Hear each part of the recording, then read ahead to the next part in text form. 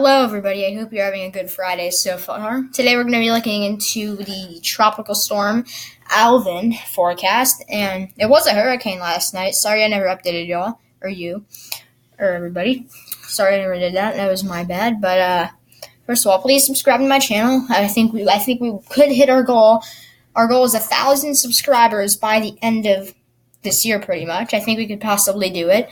If you would like to see more daily weather forecasts, please subscribe, and I could probably do 2 videos a day. But right now, this is the satellite imagery, and we have this is the rotation of tropical storm Alvin, or it's either pronounced Alvin or Alvin.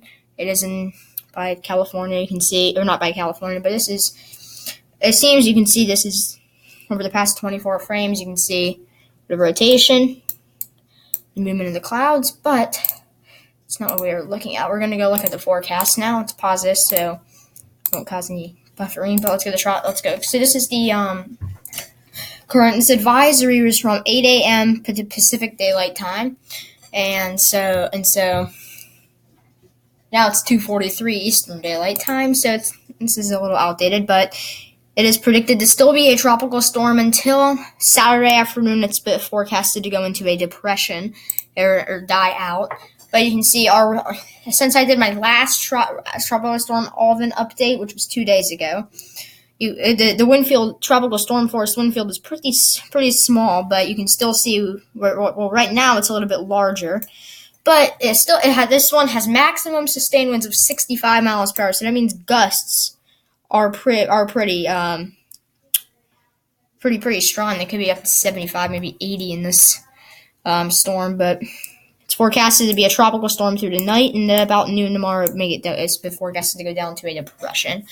But we're going to look at the wind history. You can see that this has been the wind history. When it started, you can see a thin swath of winds were tropical storm force, but then it's gotten wider and wider. The storm is getting the storm is getting bigger still. It has a much larger area of tropical storm force winds than it did 2 days ago. But then you can also see a very thin swath of hurricane force winds, which is right where the red is. So there has been some hurricane force winds with this, not very strong. I think it only got up to like 75 miles per hour last night. But I knew it was a hurricane last night. But that was when it was a hurricane. But I want to look at. Switch to pointer. I want to go to wind speed probabilities. Sorry if this doesn't load fast enough for y'all.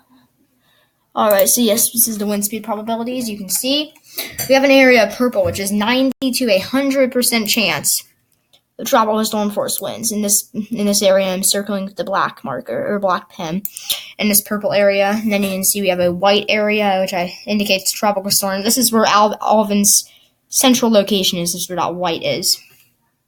For forecast or advisory 12, which is when the latest advisory was. You can see that's where it is. But then we have a lot of red, and greens extend pretty far out. This is until here. Wait, this is the wind speeds until from 5 a.m. Since advisory 12 until 5 a.m. Wednesday, July 3rd. So you can see confidence only says out here there will be a 5 to 10% chance of tropical storm force winds, because it's probably confidence, but there could be still. And those numbers are likely to go up.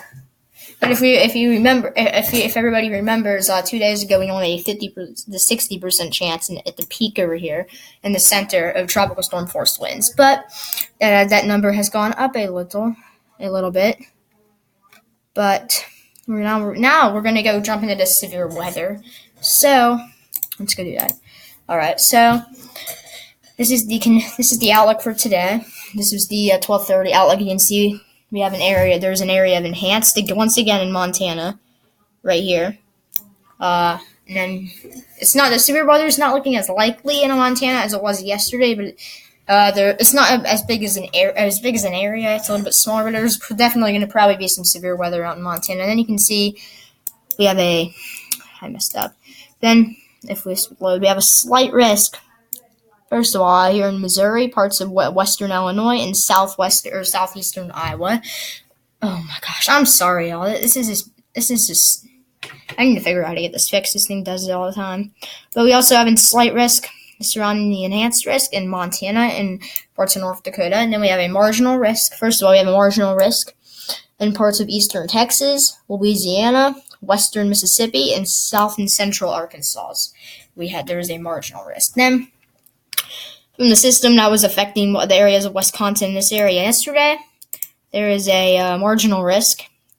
It extends from Kansas through Missouri all the way through Michigan. So we have that's a marginal risk. So we could also have some isolated severe weather, severe thunderstorm warnings, and maybe a few tornado warnings. We also have a marginal risk over here in this area in Montana and parts of North Dakota and some parts of northern South Dakota. We have a marginal risk. That's the outlook for today. Now let's switch over to pointer. Now let's go to day 2. All right. Also, if you all have noticed, I have a new pen now. I found it better when I was searching for a while last night looking for one. Because this one, I like the pointer function in this one. I like how it's a little bit better. But, all right. Yeah, but please tell me in the comments if you like this pen better or the old one, and I'll do which ones you like, which one you like better. But tomorrow we have a slight risk in North Dakota and Minnesota from the system that has been moving across this area for the past 3 days. We also have a slight risk going through Connecticut, down through New York, Pennsylvania, Maryland, and parts of Northern Virginia, New Jersey, Connecticut, yeah, Maryland, and Rhode Island. You have a slight risk tomorrow. And then also tomorrow we have a marginal risk over here even in parts of extreme northeastern Montana, down through northeastern South Dakota, north and central Minnesota, and northwestern Wisconsin. But then, of course, we have another marginal risk in parts of Texas, portions of Texas, all the way up through western Arkansas, and then down through eastern Oklahoma. But if we look at that, we also, I think, have a slight risk for day 3. Day 3 is Sunday, so this is looking pretty far out. We have this 2 areas of marginal risk, broad areas. You can see we have this area. We have the area marginal in the west, right here where I'm circling it, and we have one over here by the Great Lakes. And my pen's freezing. Okay, there. But sorry if there's any background noise. My mom just cannot be quiet for a few minutes. But yes, this is the severe weather outlook for Sunday. But now we're going to take this off and we're going to go look at the NAM through KM model tonight in parts of Montana where the severe weather is going to be. We can see storms are likely to start forming later tonight. This is at I'm sorry, this is not working right. Okay, I do not want the view A sounding. Okay, I'm sorry. All right, yeah, but you can see storms are likely start getting together this is about 5 p.m. You can see they're starting to form. They could be severe, but not very likely. You can see there's even some up in Canada, Saskatchewan, and Manitoba, or Alberta. Wait, no, that's Alberta. I'm sorry, right there. That is me being an idiot. Okay. Alright, I can't believe I forgot that. But as we go throughout the night, you can see the storms will likely move to the northeast. And then you can see, if we trash this and go back, you can see we're starting to get some pretty strong storms in parts of central Montana that could be supercells and possibly tornadic supercells. So, this will likely be strong. Also in parts of Manitoba, or Alberta and Saskatchewan could be seen. Some scattered cellular storms that could possibly maybe be a supercell and be pretty strong. But if you go throughout the night, they'll likely move into Canada, and Montana will just be left with some showers. But it looks like it's going to be pretty organized in Saskatchewan tonight.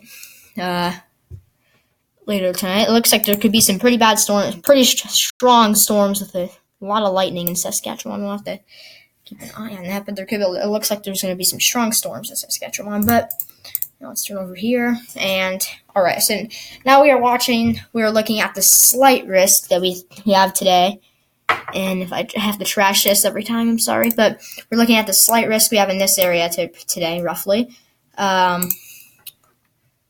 So let's go up. You can see let's time this out. I'll put the forecast hours right there. Okay.